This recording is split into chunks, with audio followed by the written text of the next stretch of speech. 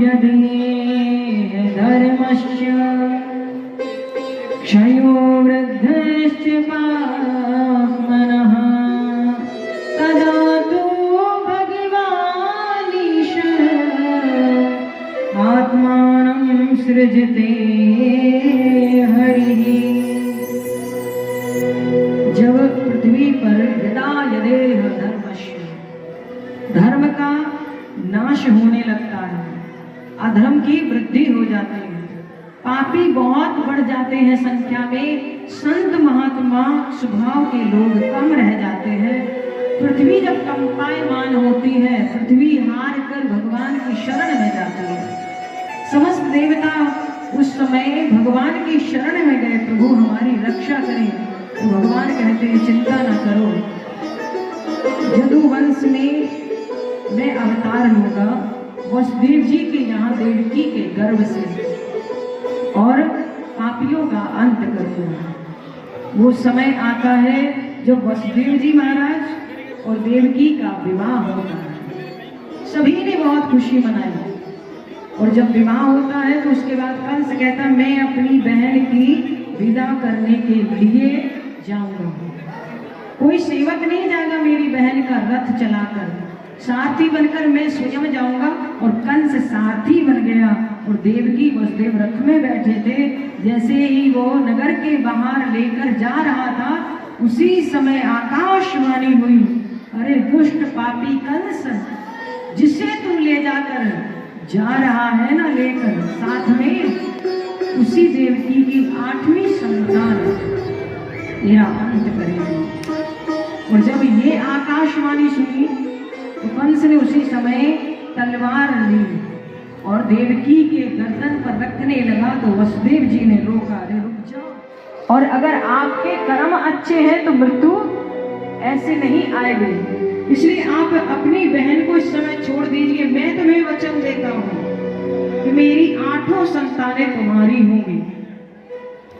और उस समय जब वचन दे दिया वसुदेव जी ने, तो कंस को विश्वास था कि ये वचन देने वाला, और इसका स्वभाव, वसुदेव जी का स्वभाव ऐसा है कि वसुदेव जी कभी भी असत्य नहीं बोलते। फिर भी कंस ने कारागृह में बंदी बना दिया, क्योंकि ये तो सत्य बोलते हैं परंतु इनके मित्र इनको भड़का सकते हैं, मित्र छल कर सकते हैं, इसलिए बंदी बनाकर कारागृह में हथकड़ियां। हे योग माया, आप जाओ देवकी के गर्भ में जो बालक है रोहिणी के गर्भ में स्थापित कर दो, क्योंकि रोहिणी वसुदेव जी की पहली पत्नी है। और उसी समय योग माया ने कहा प्रभु जैसी आपकी आज्ञा।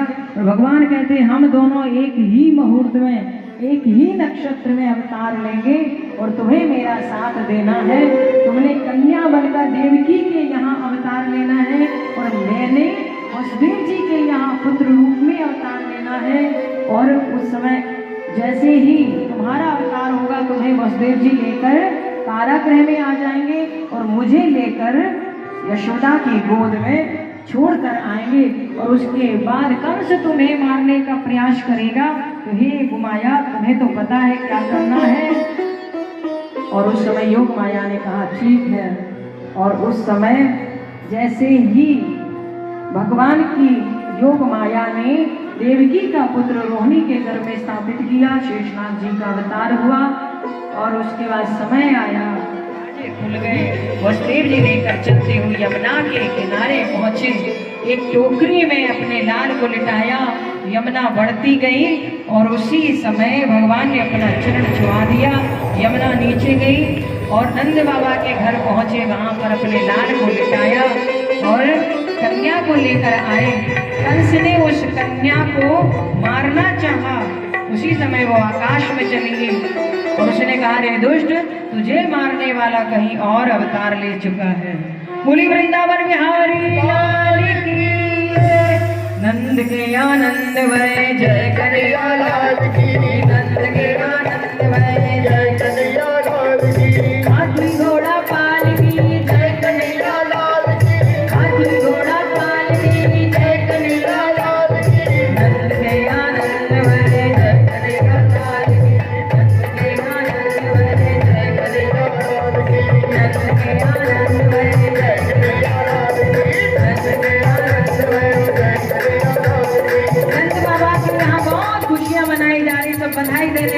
आ रहे